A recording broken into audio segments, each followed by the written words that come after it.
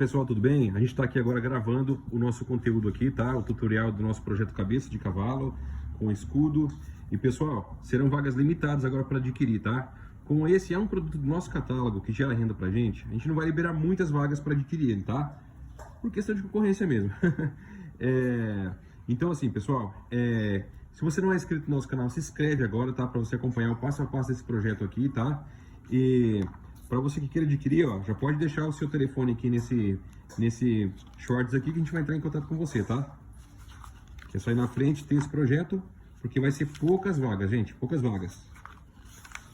Vamos liberar ele para quem quer fazer na CNC, vamos liberar o arquivo DFX mais videoaula e também a videoaula para quem quer fazer com cortes manuais, com a ferramenta, com a serra tico-tico, beleza?